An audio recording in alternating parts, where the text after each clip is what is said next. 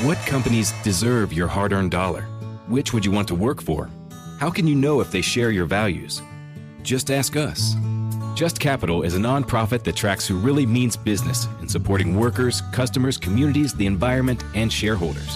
We measure progress, track success, and help them be better. When you see the Just Capital seal, you know what's real, because just business is better business. Visit justcapital.com to learn who makes your dollar count. Yep, good afternoon at our new time, the 4 o'clock hour here on 790 KBC. Good afternoon, it's Mottek On Money, and we're doing more in 24, now on at 4. Mottek On Money, 5 days a week for you, live on the air right here on 790 KBC while the sun is still shining. Streaming live online worldwide at kbc.com and your on-demand Mottek On Money podcast at kbc.com, Apple, iTunes, all your favorite podcast platforms, on the socials too. I'll be followed this evening by our legal eagle Royal Oaks with the 790 KBC News Blitz. He follows Mottek On Money weekday afternoons right here. Well, stocks finishing higher today, a day after a widely expected reading on inflation that will be coming out first thing tomorrow morning. The Dow coming in for a closing gain of 170 points. The S&P 500 moved to 27. The NASDAQ gained 112 points. Inflation, along with its impact on bond markets and the Fed's monetary policy path, the primary issue this week, will be focused on tomorrow morning when we get that consumer price index reading for December. That's going to be the big inflation number this week. We've seen a shaky start to the new year so far on Wall Street, but nice rebound today. The other big story today involving the crypto world, the Securities and Exchange Commission now greenlighting several spot Bitcoin exchange-traded funds, ETFs, for Bitcoin for the first time today, according to a filing posted by the Securities and Exchange Commission. We got a head fake yesterday when the SEC's X account, or Twitter account, on the social media platform X, formerly known as Twitter, was apparently hacked, got compromised by someone posting a false tweet claiming the SEC had already approved the products, which would briefly send Bitcoin prices 2% higher. But today, the SEC made it official, and we did get several spot Bitcoin exchange-traded funds approved for the very first time. We did see Bitcoin trading just below 47,000 on that news, up about 1.5%. Shares of AMC Entertainment Holdings, that was one of the meme stocks that got popular in recent years during the pandemic days. Well, at another record low today, extending AMC losing a streak now to 2 days in a row. Over the weekend, the chief of AMC, Adam Aron, expressed the theater chain's eternal gratitude to Taylor Swift after the singer's concert film, for which AMC served as distributor, broke another record. Of course, Taylor Swift had that big movie premiere at the Grove at the AMC theaters there with Beyonce, and that was one of the big events of the year, and also propelled Taylor Swift to a billionaire status. And she has her own red carpet economy, as we saw over the weekend at the Golden Globe Awards at the Beverly Hilton Hotel. On the big crypto story, by the way, tonight, I'll discuss that in great detail with Jason Nelson, reporter at Decrypt Media. We're also watching what's happening in Washington today with the House Oversight Committee voting on a resolution 25-21 to hold Hunter Biden, the president's son, in contempt of Congress for ignoring a subpoena to testify behind closed doors as part of an impeachment inquiry against President Biden. Today, we saw Hunter Biden sit in the audience as members of the committee considered whether to pass the resolution. He later walked out with his attorneys and departed from the Capitol building. Meanwhile, there are new calls here in California, where Hunter Biden is scheduled to appear in federal court tomorrow to face 9 tax-related charges. New calls here in California for California State Controller Malia Cohen to disclose whether or not Hunter Biden properly filed state tax returns and paid all the taxes due to the state of California, given his federal indictment last month here in Los Angeles for failure to file and pay federal taxes. This after the state controller indicated Shohei Ohtani, the L.A. Dodgers, should pay more taxes following the Dodgers' deal with Ohtani, which the state controller criticized, saying that deferral of tax payments for the wealthiest individuals in California exacerbates income inequality and hinders the fair distribution of taxes. I'll discuss that later this hour with taxpayer advocate J.D. Hayworth, 6-term member of Congress and chairman of the advisory board of the United States Justice Foundation.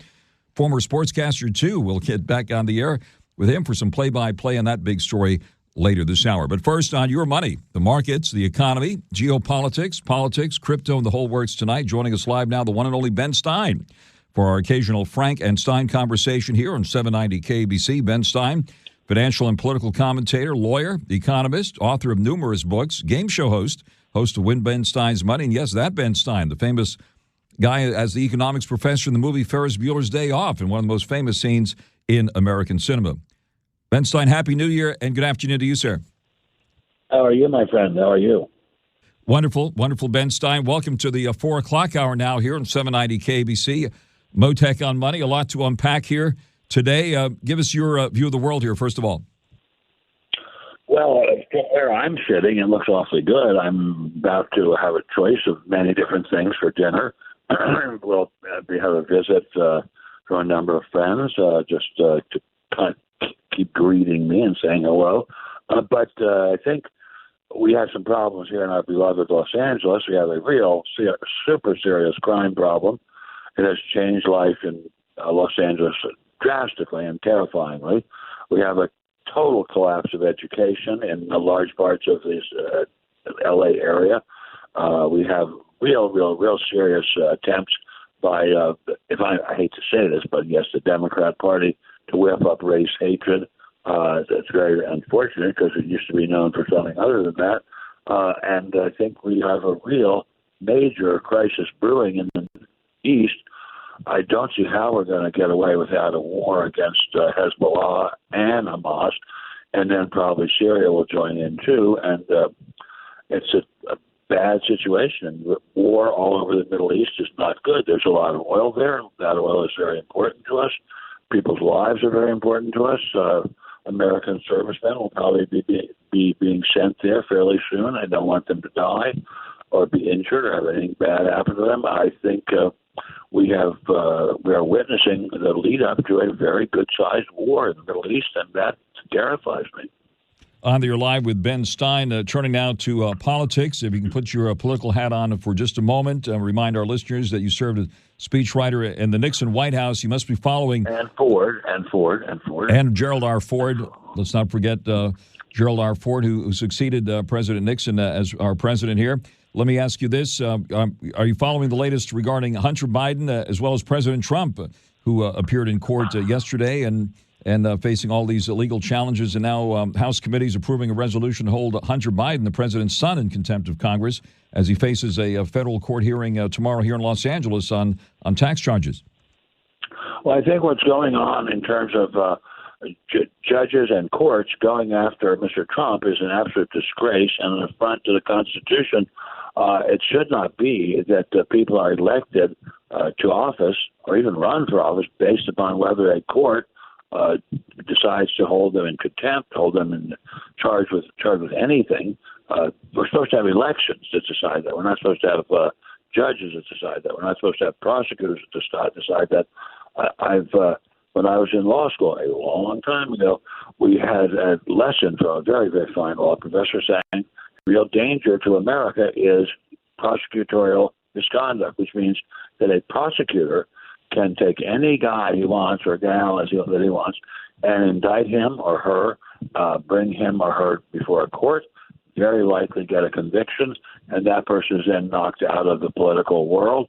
And instead of that world being run by the voters and the candidates and what their message is, it's run by prosecutors. And that's not a good thing. It's never happened before, except for the last few years in America.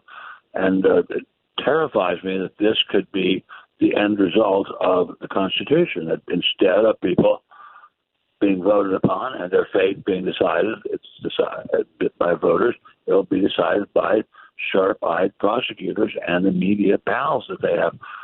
Prosecutor is not supposed to decide an election. That's only been happening recently. Not a good way to run a government. And it is to be noted, President Trump, of course, the leading Republican candidate, and the latest polls show that he's ahead of the incumbent president here. What do you think is going to happen? He is so far ahead of any of the other Republicans. It's comical. At this point, I think he's so far ahead of the other Democrats. It's comical. I'd like to see a clean-cut race voting based upon what Mr. Trump proposes to do about inflation, what he proposes to do about possible war in the Middle East. There are real issues there. As it stands now, any two-bit prosecutor, any punk prosecutor can wreck a man's political chances just because he feels bad one morning. That's a really unfortunate way for a democracy to be run. And as I said, that's what we've come to. Not a good thing. I think this is about what Jefferson and Adams and Monroe came up with. That was not their plan, and it's not a very good plan. And one prosecutor he won't be facing anymore is Chris Christie, who former governor of New Jersey, a former federal prosecutor, dropping out of the 2024 GOP presidential race today. Yeah, I actually thought he was quite a good speech giver and watched him a number of times. I think he had no particular reason to run. I mean, his record as governor of New Jersey, a very, very big and important state, was not at all star-studded. He had the unfortunate habit of getting terribly, terribly angry and smearing people, especially his fellow Republicans. That should not have been happening either.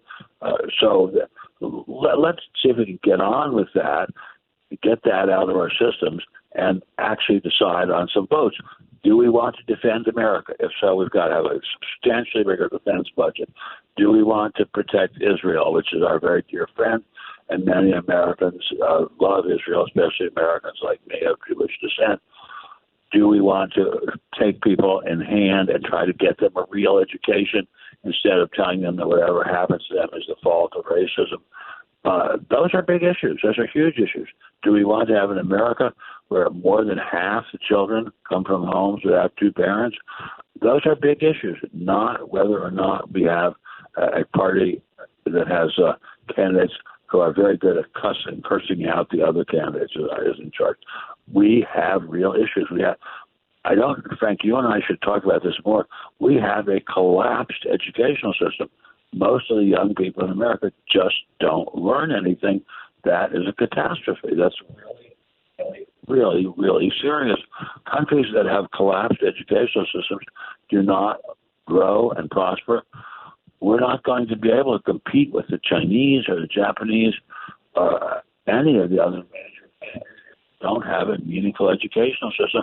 And right now our educational system is collapsing in front of our very eyes.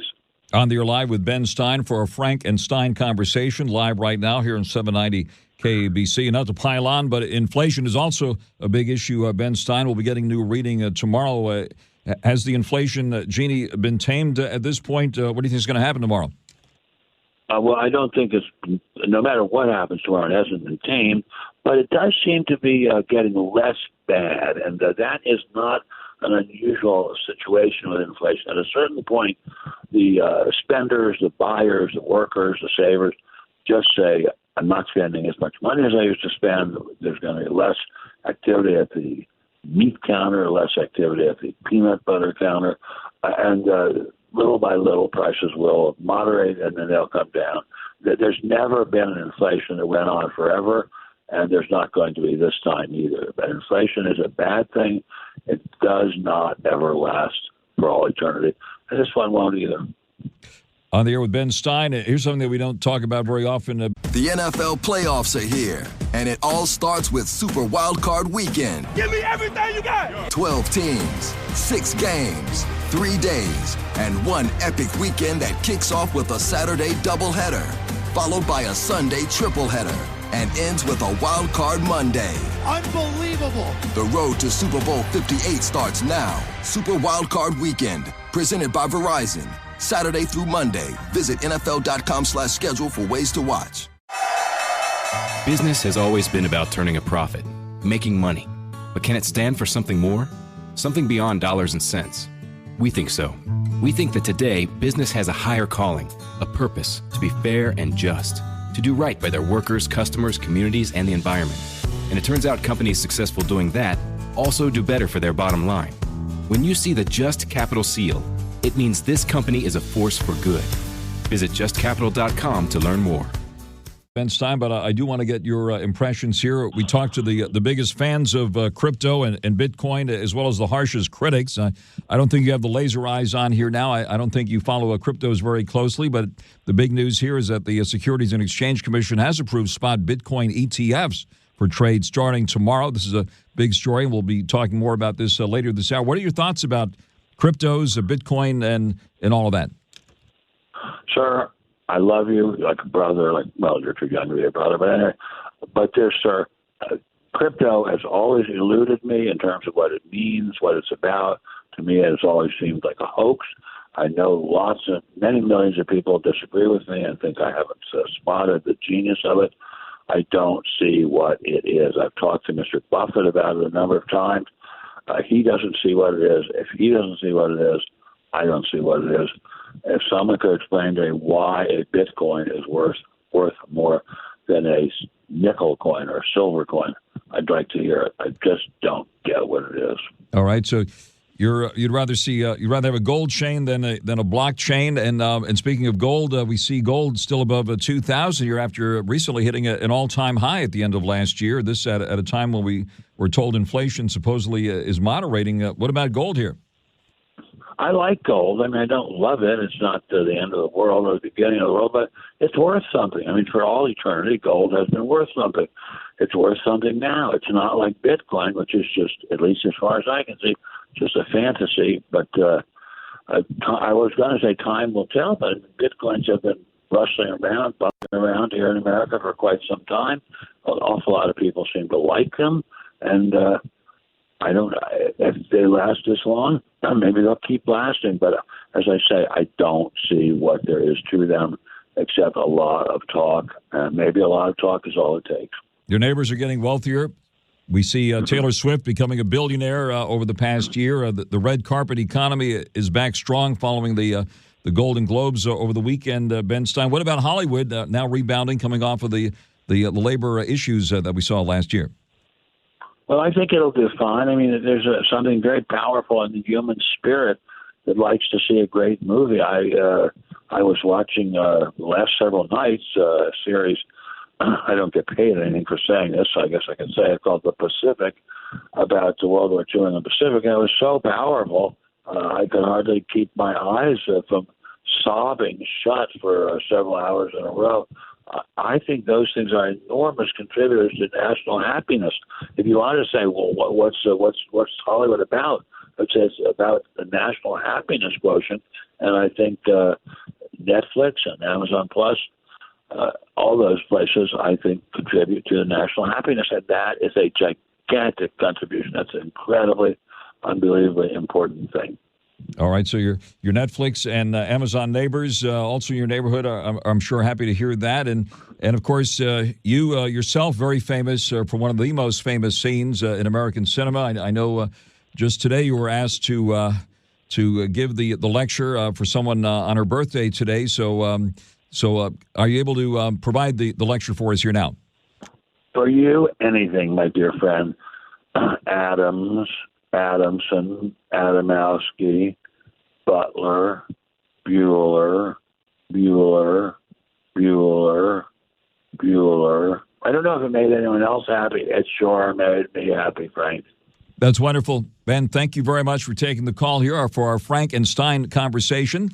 New Year's edition here on Mottek On Money. Thank you. Look forward to speaking with you again very soon, Ben. Have a wonderful afternoon and evening. The sooner the better, pal. Bye-bye. You got it. Thank you very much. That is Ben Stein. Live with us here, Mottek On Money, 790 KBC. Folks, it's time to start the new year off with a reminder from Attorney Clark Fielding of Fielding Law. If you've been hurt in an accident that was not your fault, it's easy to feel lost in the sea of legal complexities. Fear not. Clark and his team of law sharks are here to navigate the legal waters for you. They have the expertise to tackle any case, big or small. Fielding Law is not just about providing legal advice. They're also about making sure you understand every step of the process. So consider them your partners in justice. Whether you're facing a sea of paperwork, swimming in contractual confusion, or caught in a legal undertow, Clark the Shark is the lifeguard you need. The Fielding Law team is dedicated to protecting your rights and ensuring a smooth journey through the legal currents. So as you dive into the new year, remember, Fielding Law always has your back. They're not just lawyers. They are your fantastic friends in the legal world. Call them now, 833-88-SHARK, 833-88-SHARK, or go to clarkthesharklaw.com. Again, that's clarkthesharklaw.com. Mottek On Money continues here on 790 KBC in the 4 o'clock hour now, live here on 790 KBC. streaming live online worldwide at KBC.com, and your on-demand Mottek On Money podcast at KBC.com, Apple, iTunes, and all your favorite podcast platforms. Winning day for the stock market, with the Dow closing higher by 170 points. We're at 37,696. The S&P 500 moved to 27 at 4,783, and the NASDAQ gained 112 at 14,969. The yield in the 10-year note now 4.03%. That's the one that impacts the fixed-rate mortgage rates out there. Big news in the crypto world with the Securities and Exchange Commission today, for the first time, greenlighting several exchange-traded funds investing directly in Bitcoin. We see Bitcoin right now up nearly 600 at 46,519. Ethereum up 60 at 2588, and Doge at the moment at 8 cents. We see shares of AMC Entertainment Holdings at another record low today, extending its losing streak. That's the movie theater chain and original meme stock, which had that meteoric rise and now a meteoric fall, closing down nearly 3% today to $4.91. That is an all-time low.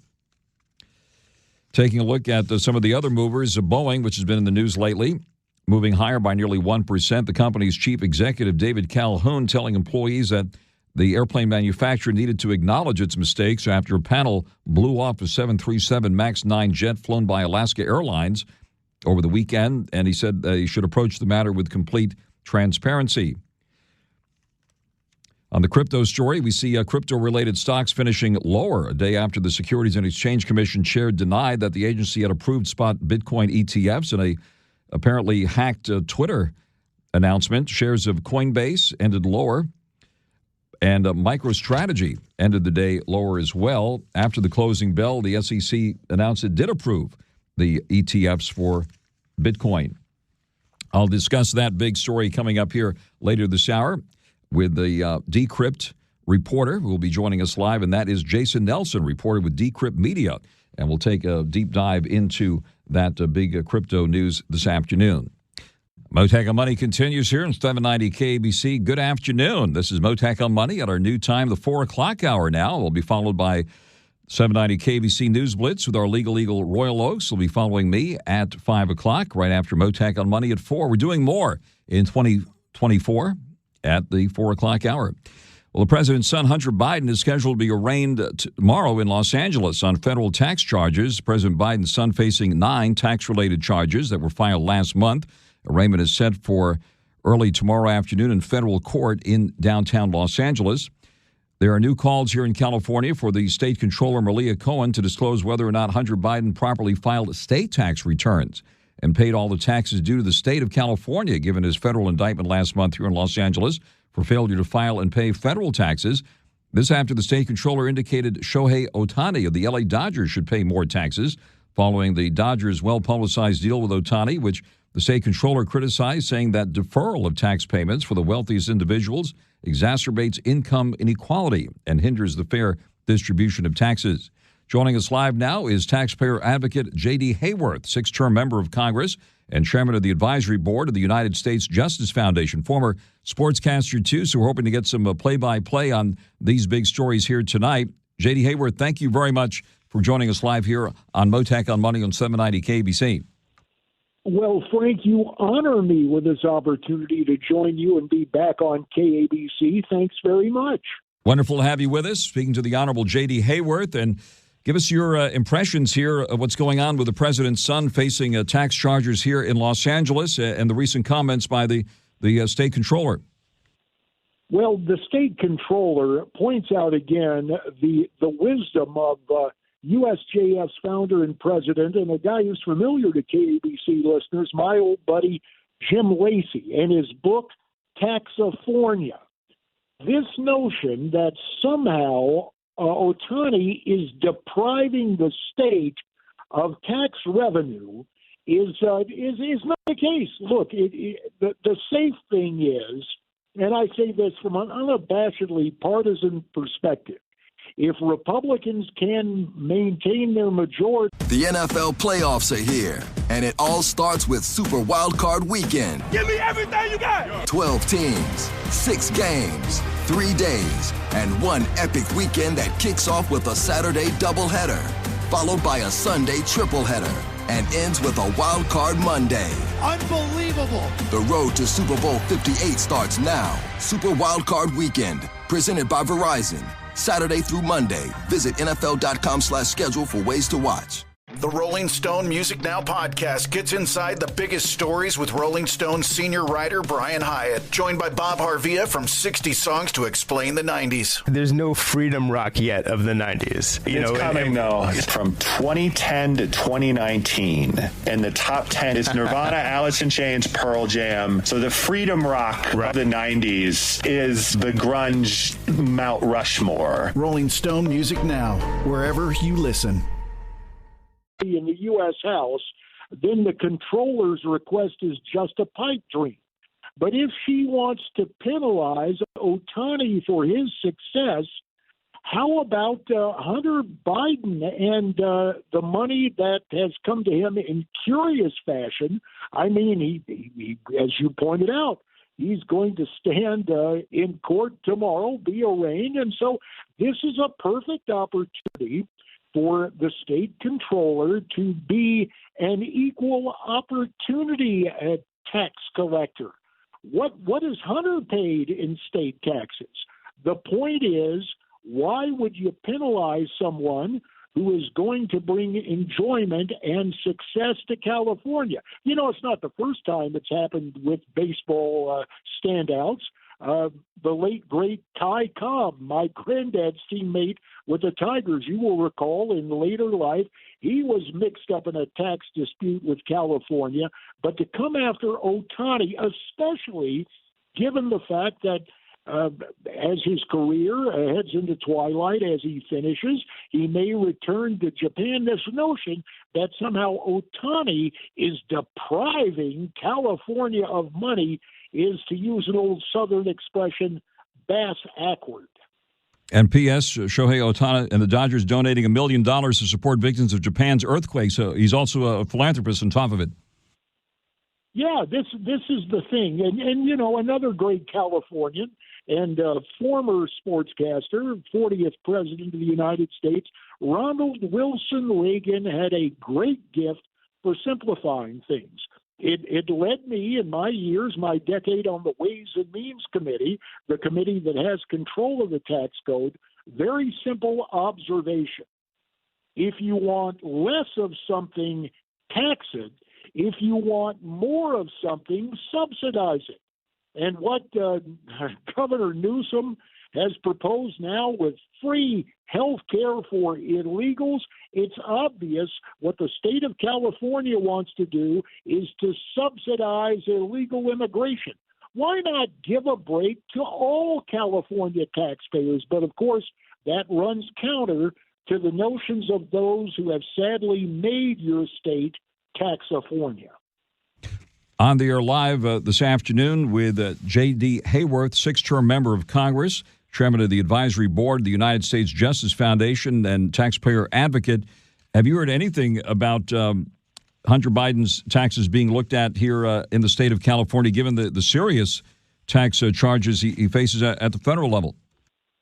I have not heard a whit, a whisper, even any type of stated intention. So we take this not as a game of gotcha, but as a friendly reminder in nonpartisan fashion to the controller, Madam Controller, what does Hunter Biden owe the state of California?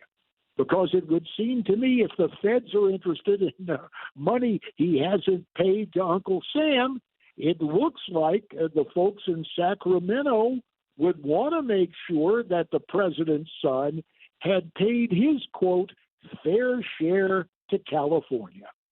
And as a former member of Congress, you probably watched what happened today in Congress with the House Oversight Committee voting in a resolution 25-21 to hold Hunter Biden in contempt of Congress for ignoring a subpoena to testify behind closed doors as part of an impeachment inquiry against President Biden. Hunter Biden later walked out with his attorneys and departed the Capitol building. He sat in the audience as members of the committee considered whether to pass the resolution. Tell us what went on there today and your impressions of these latest developments.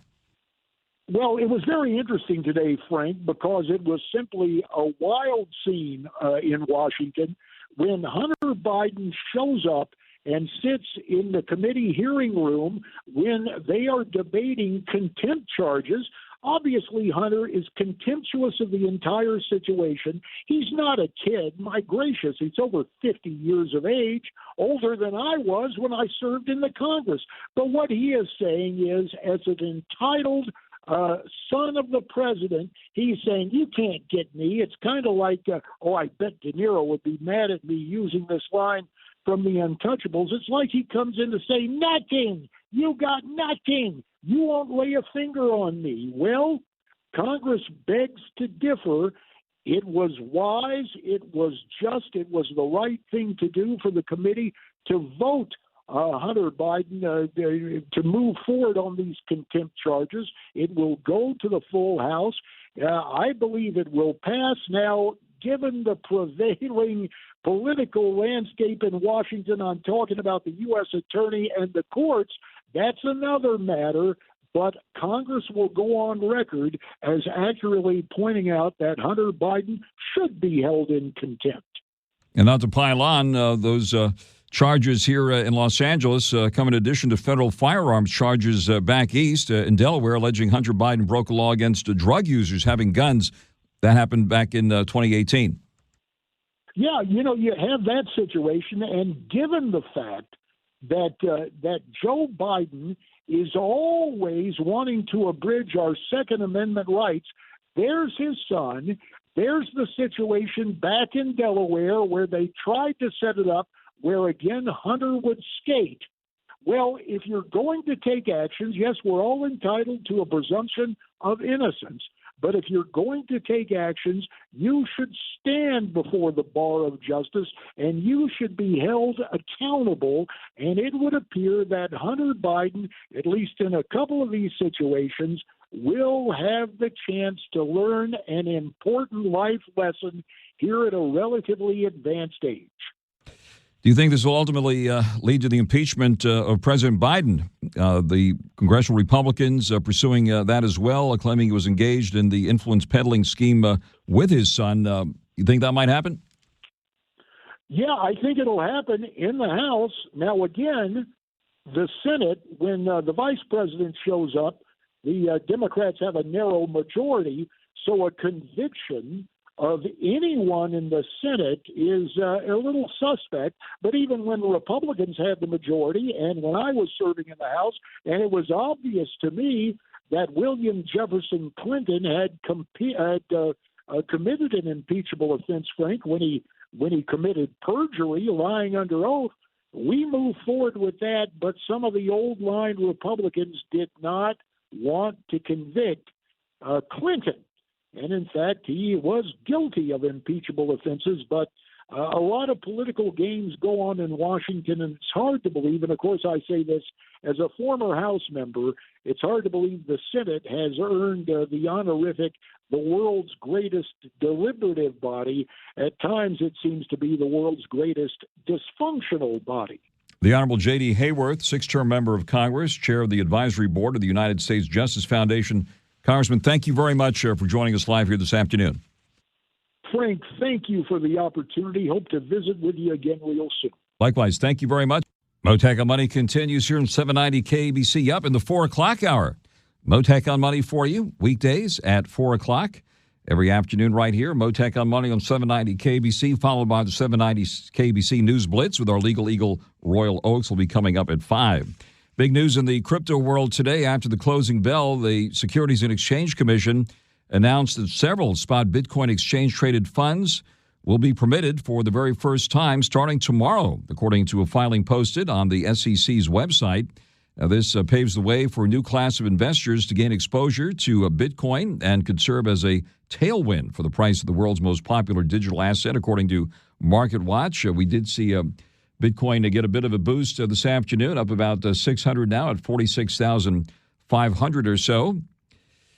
So the approved ETFs, by the way, are the Grayscale Bitcoin Trust, Bitwise Bitcoin ETF, Hashdex Bitcoin ETF, BlackRock's iShares Bitcoin Trust, Valkyrie Bitcoin Fund, ARC 21 Shares Bitcoin ETF, Invesco Galaxy Bitcoin ETF, VanEck Bitcoin Trust, Wisdom Tree Bitcoin Fund, Fidelity Wise Origin Bitcoin Fund, and the Franklin Bitcoin ETF. Big news here, and this is something the markets have been expecting. Let's bring in the crypto expert here now, and let's bring in our guy at the crypto experts, and that is Jason Nelson, reporter at Decrypt Media. Jason, thanks very much for coming to the line. I'm sure you're very busy this afternoon, so thanks for making time for us here. Take it from the top and tell us about this big announcement here.